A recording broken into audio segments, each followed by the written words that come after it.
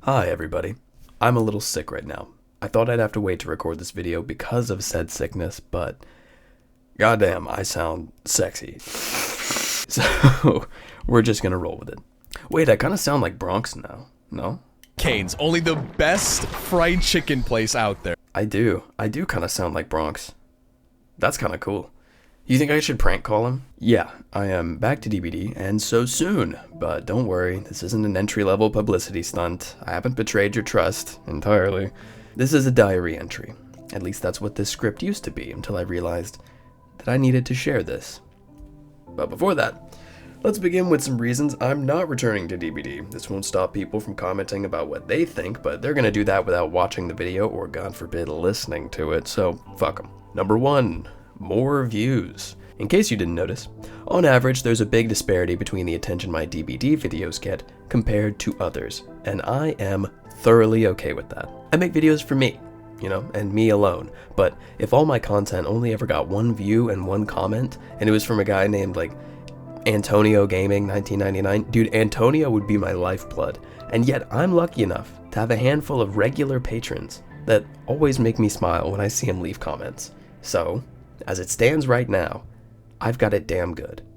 Yeah, I like it when a lot of people see my content and engage with it. It's an absolute joy. But it's not the driving force, it's the prize I get for winning the algorithm lottery. It's a nice bonus. But my channel, to me, is everything I would put in my diary that I would then feel comfortable sharing with people. And I share it because it is important to me, and because other avenues of being heard have left me talking to brick walls for extended periods of time. It's my little niche, that I've carved for myself on the internet, featuring my interests, humor, things I want to try, how those things change over time, my weaknesses, my vulnerability, and that is all it is ever going to be. This video is sponsored by, I'm just fucking with you. Yeah, I'm not gonna sell you War Thunder, guys. Don't worry.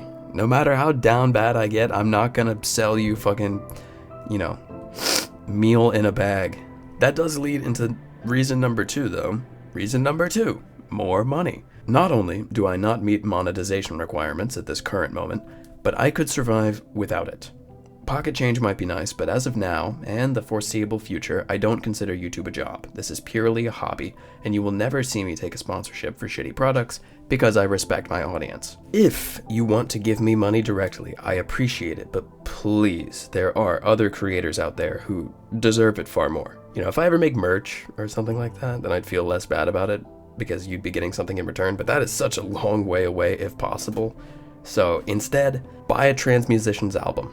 Donate to a trans video essayist's Patreon. Just give it to other transgender people. We're all a hive mind anyway. What goes around comes around. Number 3, I am addicted. Let me tell you a little shit something.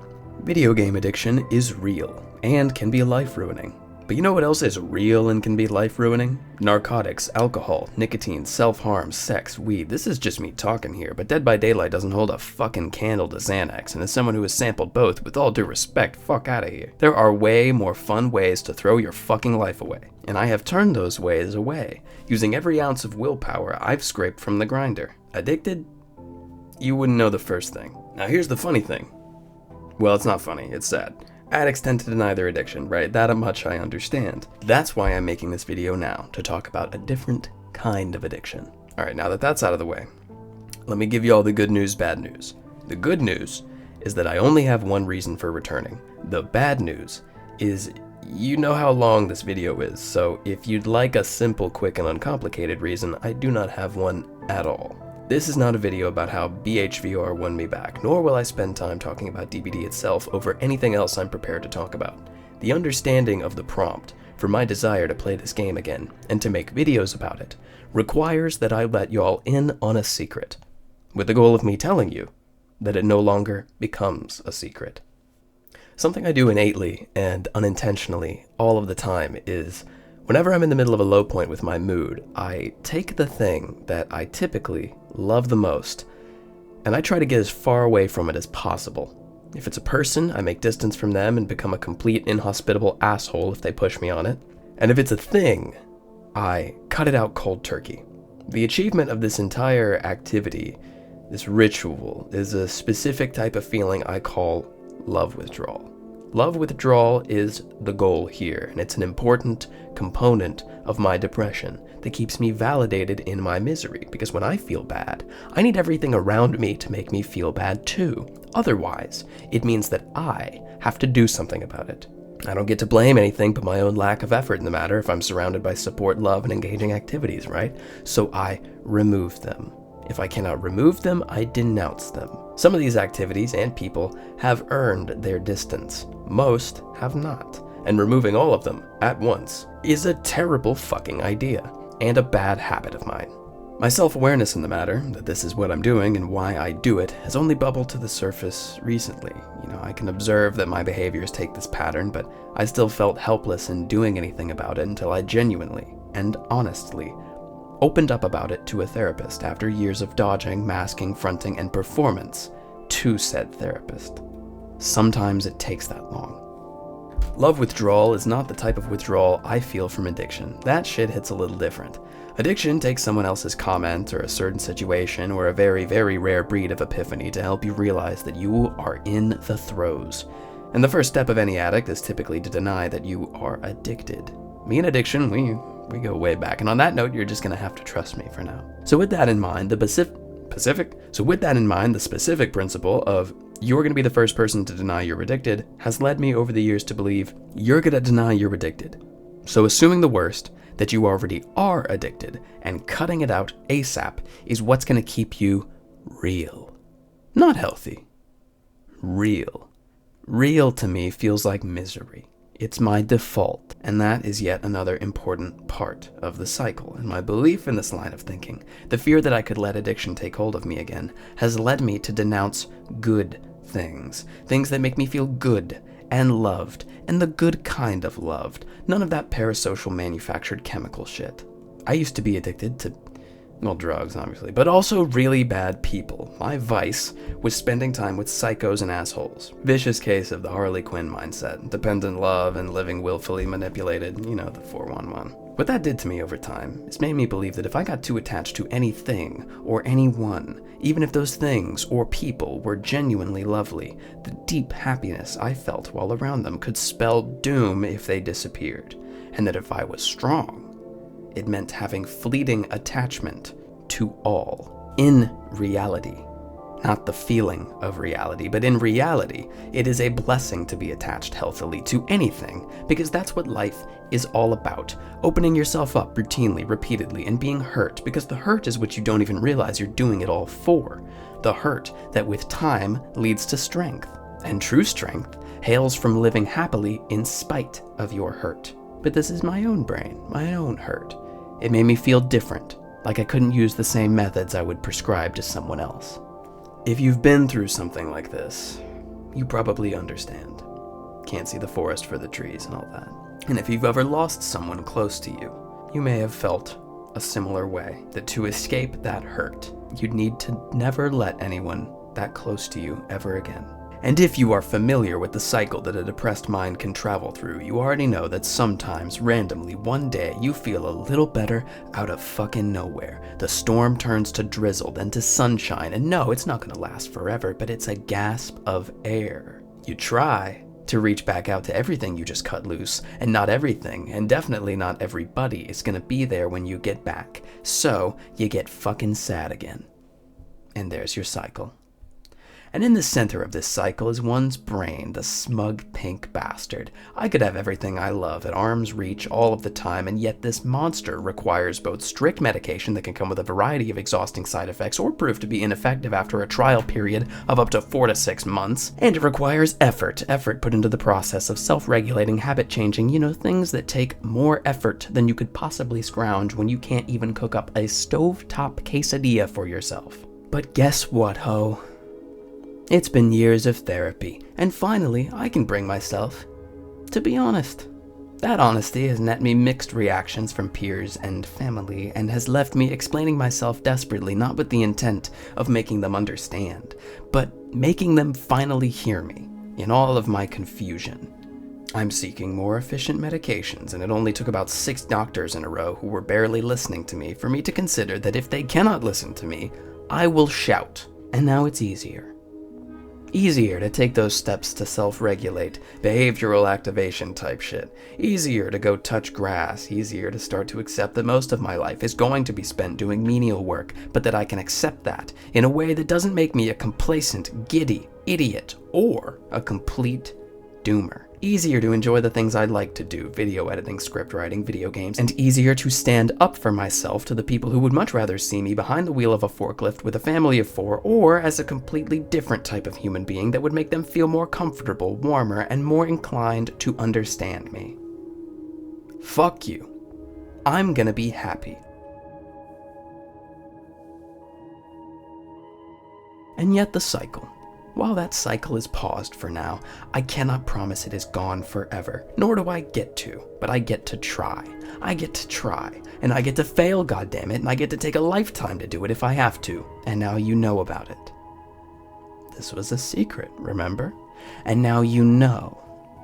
So what's the point of me continuing to throw myself into this spin dry if everyone now can see exactly what it is I am doing, I believe that one's success with mental health relies on knowing yourself better than anybody else possibly could, and you will never know everything, but sometimes you can know enough. Now I know enough to sabotage my own attempts at self-sabotage. If people know that this is the cycle I routinely indulge myself in, then they can see it, and I never ever want to have that part of myself viewed by anyone other than me. So now it's easier to stop. I stopped because having that part of me perceived feels worse than living with that part of me, a conclusion I could have only drawn by knowing myself and knowing that I value my perception more than my health. Not a great character trait, but it's enough to work with. I will have my mood swings and spikes, I will change my mind and be unreliably emotional, but at least I can keep the things that make me just a little happier. I don't have to throw those away on top of everything else I'm heaving to the garbage. Damn it, I just like DbD, bro. Have I even earned the segue from all of that into this game? Who cares? Who cares? Look, alright, what I needed was a break. What I needed were some pills. But what I always tend to do is pick the nuclear option and then announce it.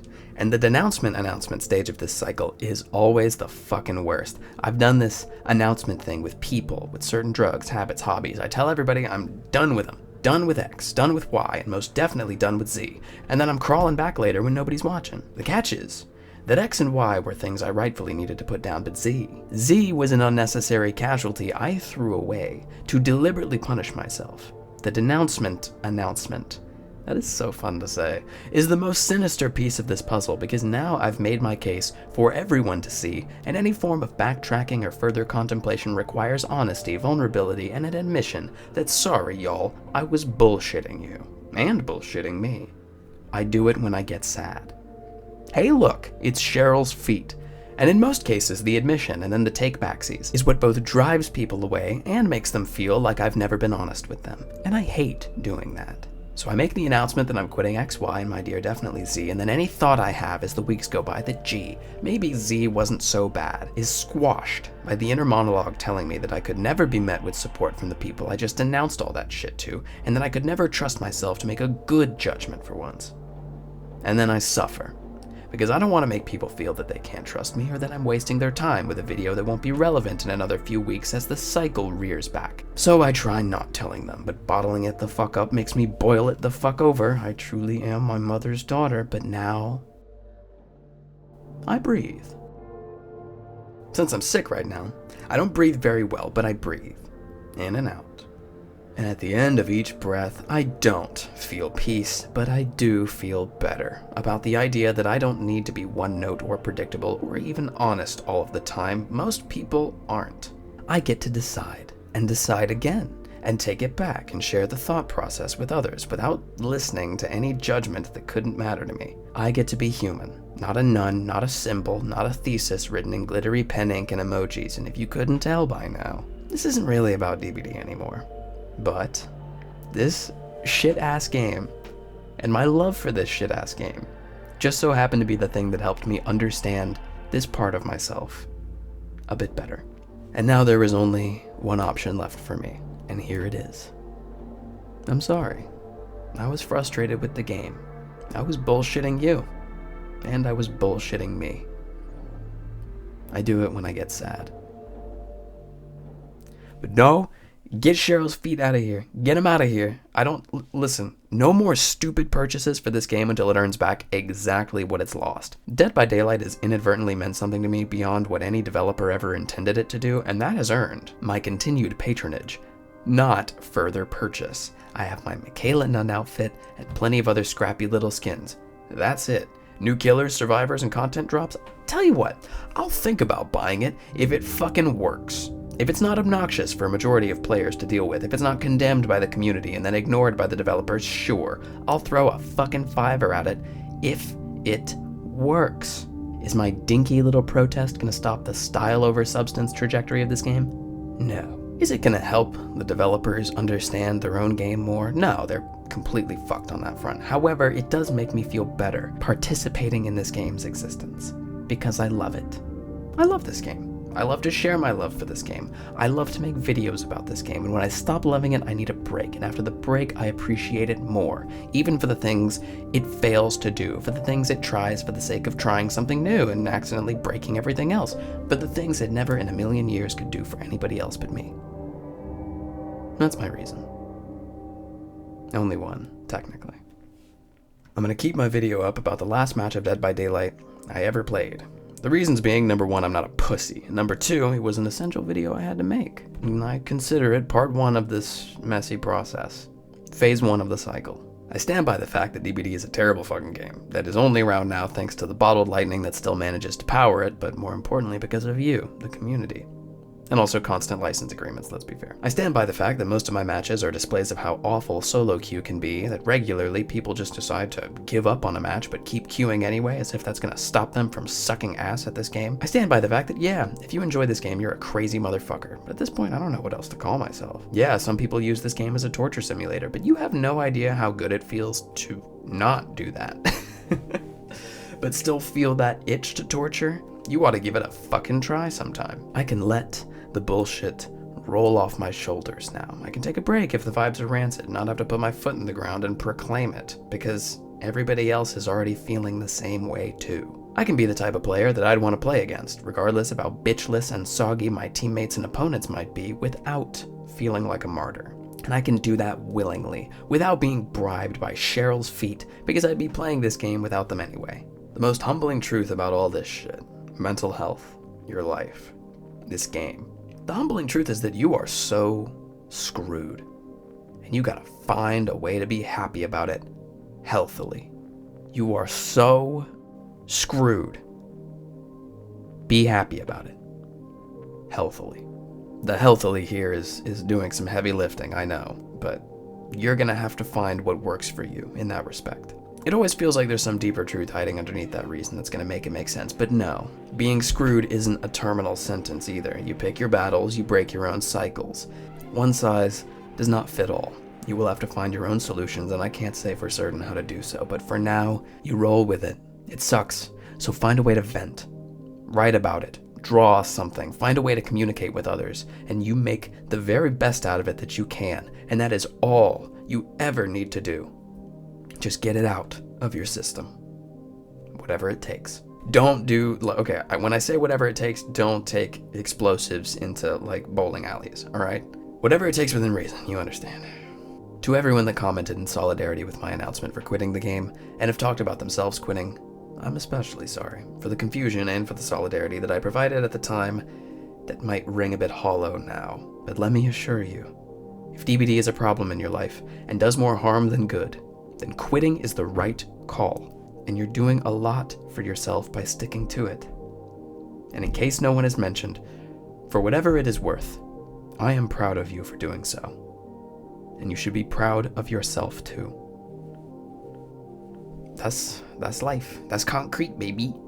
So I'm gonna make DbD videos at my discretion and whenever I feel interested. And I'm gonna make videos about other games too, and other things too, and if I need a little catharsis, if this was somehow a palatable listen, I'll share another diary entry with y'all, despite the metallic signs plastered around that read "Do not feed the zeitgeist," because I do it for me anyway, and yet, you all make it a bit more fun. Thank you for your time, and take care.